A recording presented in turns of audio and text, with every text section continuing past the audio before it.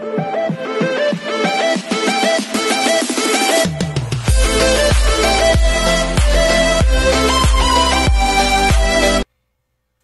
everyone, this is Kiki Vlogs, si Filipino actor based here in Saudi Arabia, and welcome back to my channel. Agad-agad gawa natin yung reaction video, ang, what do you call this, cut then interviews for today's video. Pero alam nyo, ina-atake talaga nila ako, mami. May nag-comment ngayon lang, ang sabi niya, ngayon lang talaga, hindi dapat ako gagawa ng content, pero may nag-comment talaga. Sabi niya, fake news again, bakit yun yung binabalita? Anong fake news again? Palibhasa wala kang alam. Ang gusto mo lang paniwalaan, yung mga chismis na ang gusto mo lang paniwalaan. Nag-clinic ko kasi ang dami niya palang comment sa akin. Kaya nakikita talaga namin kung ano yung mga comment ninyo, kung basher kayo and everything. Makikita talaga namin yan. So, nag-clinic ko yung name niya, yung picture niya, yung parang profile picture sa Creator Studio. Nakikita ko lahat ng mga comments. Yung iba nga may mga hinart pa ako eh. Kasalanan ko ba yun na hindi mo alam yung alam ko? Kasalanan ko ba yun yung pinapaniwalaan mo? Ito, wala namang mga pruweba. Kasalanan ko ba yun? Anong fake news na sinasabi ko? May kino-confirm ba ako dito? Wala akong kino-confirm dito, mami. Totoo lang. Ang hina naman ng comprehension. Basher na nga kayo, fake news peddler na nga kayo, negatibo na nga kayo sa buhay. Ang hina pa ng comprehension ninyo. Pero kung totoo nga naman talaga, hindi ka naman magiging basher or fake news peddler or maniniwala sa fake news kung ang comprehension mo is gumagana. No? Diba? Kung ang pag-analyze mo ng mga situation, pag-weigh mo ng situation gumagana, hindi nga naman talaga ikaw magiging fake news, believer, should I say. Kasi nga lang wala eh. Di ba nabablur tayo? Wala eh. Mahina yung comprehension mo. Wala tayong magagawa doon. So, yun lang yung atake ko for today's video. Kasi kahapon nagdaldal na naman ako, di ba? Kasi may nalaman ako kahapon eh. Siyempre, hindi alam ng mga fake news peddler na yan. Di ba? Siyempre, di alam. Ano bang ginawa ko kahapon? Eh, nagsabi lang naman ako, hala. Wala naman akong may kinonfirm. Wala naman akong binanggit na si Kathleen pumunta ka nito. Si Alden may pumunta sa ganito. Wala naman akong may ginanong sinabi. Pero hindi ko alam bakit sila affected. Bakit kaya sila Gina G sa positive vibe ko? Hindi ko lang sure. Bakit kaya kinokontra nila ako? Maybe because alam nila na ang sinasabi ko, kahit hindi ko naman kinoconfirm, is may katuturan. Kaya apektado sila. Ganun din naman talaga eh. Ganun naman talaga. Tayo affected ba sa sa fake news peddler? Hindi naman tayo affected Ang sinasabi lang naman natin, okay, kung totoo sinasabi nyo, maglabas kayo ng resibo. Kasi ang dami yung mga resibo nakikita dito.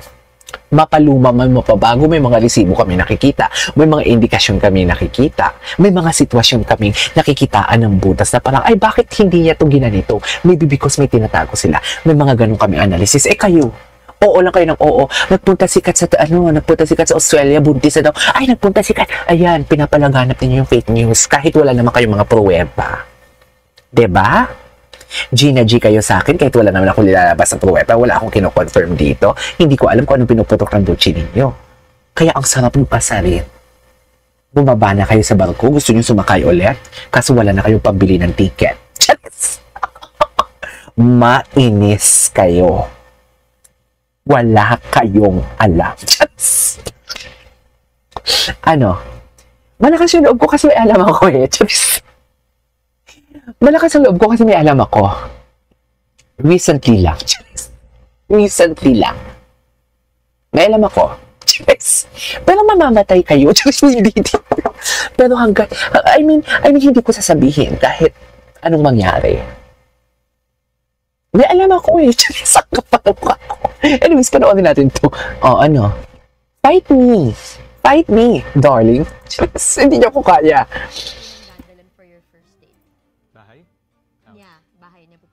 Bahay niya or bahay ko.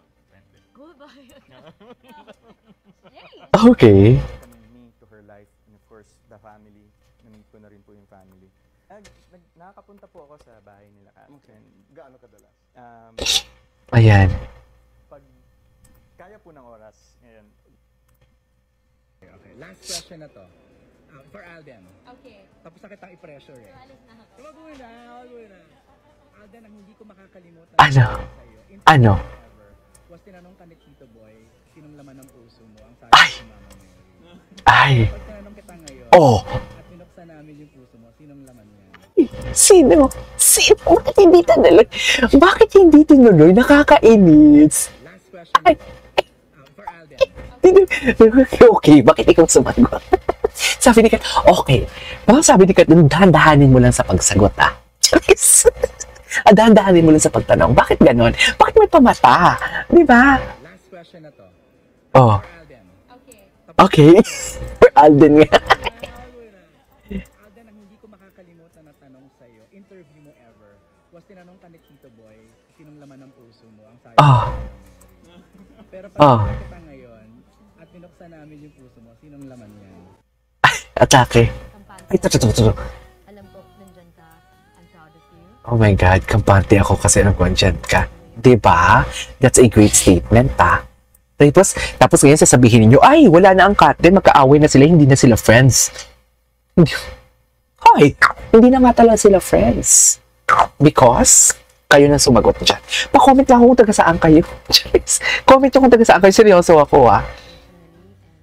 Likewise, you just keep swimming. You got this. We're here for you too. Oh, Yeah. ay, taray. Okay, what's next?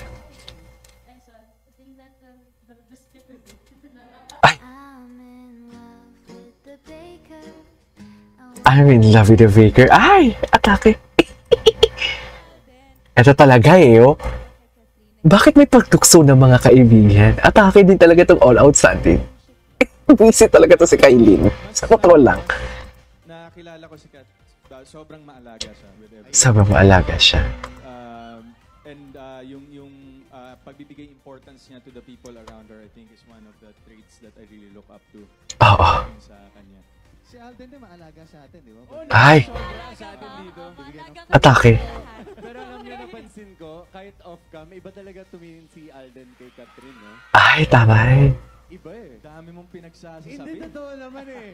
Diyan guys, alam niyo ba, pag Oh. nandito si Alden sa AOS, lagi yung dressing room namin punong-puno ng pagkain. Oh, generous talaga siya. Generous talaga siya.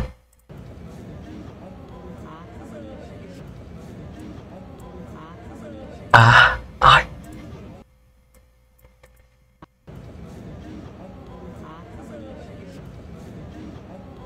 Mahal. Hindi ako nagkaano. Dati, bakit may pabulong? Charis, kasi maraming tao nakakakita, kaya may pabulong? Ganon ba yun? Charis, Eme Dora. Chika Dora talaga ako for today's video. Ah? Ah? Totoo pa? Charis.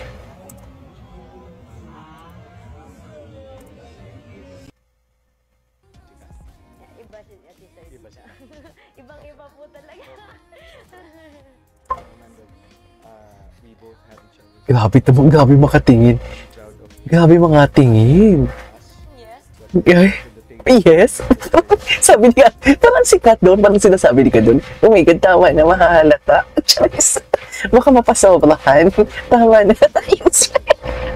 Yung smell ni ka, tama na, baka mapasobrahan. Charis. If you were to date someone, saan Ah. ka unang dadalan for your first date? Bahay? Yeah, bahay niya pupuntahan mo sa Bahay niya or bahay ko? Sana all. No, lucky.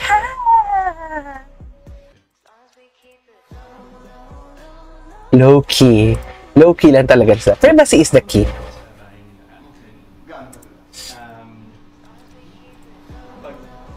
Kaya ko ng oras.